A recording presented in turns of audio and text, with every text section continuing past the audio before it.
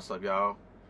Hey, I was driving the other day, and when you out here driving, man, there are so many topics and so many things that come to mind. And one of the major topics that came to my mind while I was driving was what to do if your company asks you to pull a hazmat load. Okay? I know some of you are thinking it's simple, it's easy, I'm gonna do it. They're gonna pay me an extra $25, extra $50, extra $75, whatever it may be.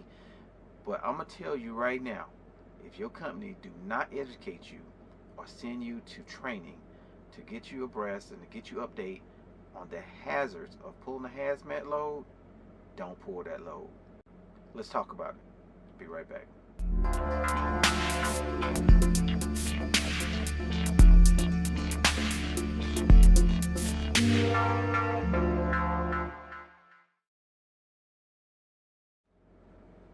All right. So your company has asked you to pull a hazmat load, and you're like, "Oh, cool. It's my first time pulling a hazmat load. I can do it. They're gonna pay me a little $50. Blah blah blah." Let me tell you something. Don't pull that load if your company has not sent you to training. If you have not been adequately trained on the do's, don'ts, the bylaws, emergency contacts, hazards, what happens if you get a leakage or a spillage, do not pull that load. Some of the stuff that you deal with in hazmat is dangerous to you, your truck, and people around you. It can hurt you, it can harm you, and it can even kill you. The company that I work for sent me through training.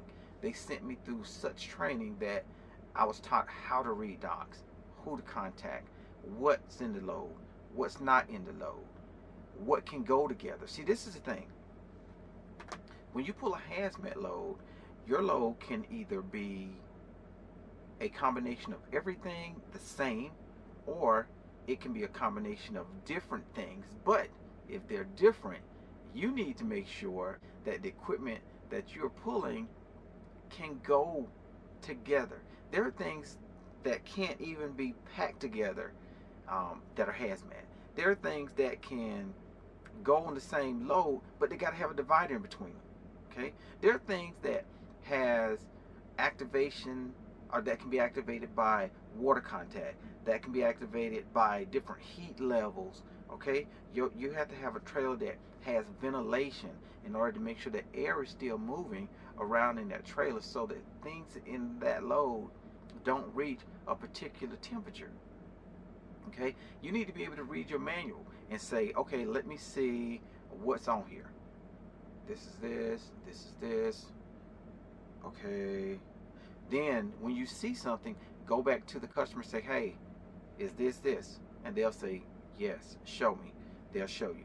Hey, do you have the adequate stickers for this? Yeah, give me the stickers. They'll give you the stickers. Okay, you need to understand that it's the responsibility of the shipper to give you the stickers to put on your truck. Okay, see, there are things that as a new driver and dealing with hazmat, some companies just want you to move that load, get it from point A to point B. Okay, some of them just say, well, it's not bad, it's just flammable, it can catch on fire. You got your bill of lading or your freight bill. That's all you need. If you get pulled over, show it to them. All right, but this is the thing, hazmat ain't nothing to play with. Man, you don't play with hazmat. All right, you don't play with it. My first hazmat load I picked up, it was 38,000 pounds, and I think I took it from Cali to Utah. Took it from Cali to Utah. I had all my placarding in place. I had to make sure everything was secured properly. Didn't want to shift, didn't want to move, and as it was heavy. It was a good heavy load.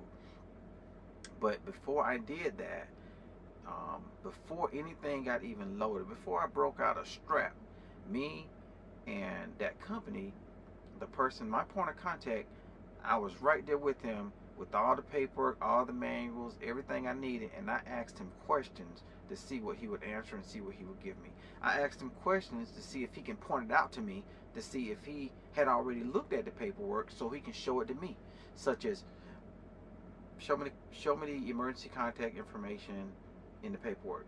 He showed me, he already had it lined out. I told him to show me what's contained in the packaging or the hazmat items that I'll be moving. He showed me. He pulled out documentation of paperwork that he had already had printed out. So with that, I can look at that one, and I can pull it up in my hazmat manual and look at it as well. These are the kind of things that you need to make sure that you are aware of before you start pulling a hazmat load. Don't just do it because you never did it before. Somebody's going to pay you a little bit of extra money. That money has no bearing on your health. Some of that stuff you can, if you touch it, it could kill you. It could hurt you. It can eat your skin. Some of the stuff, if you inhale it, it could hurt you. Some of the stuff, one of the loads that I pull, or the load that I pull, it was double packaged. It was triple, yeah, double or triple packaged and sealed and tied on the top. There are things that I asked when I was securing it, and I wanted to make sure that I could do such things. I didn't want to make sure that, is it activated, you know, could it blow up if I step on it too hard, or what, can I step on it, or can I crawl across it, or what have you. And they were like, yep, you can step on it, it's fine. Because when I did my load checks, I couldn't walk down the side of my trailer to get around it. I had to walk across the top of it, checking each strap to make sure that everything was good, to make sure that my straps didn't slide this way or slide that way. And I also wanted to make sure that the pallets they were sitting on were all still in line and that none of them moved or shifted. So these are things, you know, it goes along with my load checking. But dealing with hazmat, before you pull a hazmat load, make sure, don't get your head all swole up because you never pulled a hazmat load and you have an opportunity to pull one now. Make sure that your company sends you to training. If your company don't have enough concern to send you to training, adequate training, you let that dispatcher know, or that fleet supervisor or the manager know that, hey, I don't feel secure pulling that load. I'm not pulling that load because I don't have training. And if they give you some crap like, well, what training do you need? It's not this, it's not that, it's okay. You know what? You make the decision. Is that something you want to do? Or maybe it may be time for you to look for another company that has your best interest and your family's best interest at heart. If you feel that it's not secure, then don't do it. If you've gotten training and you know how to look in the manual and see, and you can research and see if that it's not harmful, it's not something bad, and what you see goes in line with what the company is telling you, then pull the load. But first and foremost, make sure you get great training. This is your boy Willie Damien for Each One Teach One. If God be for you, who can be against you? Nobody. Y'all be good. Take care. Bye.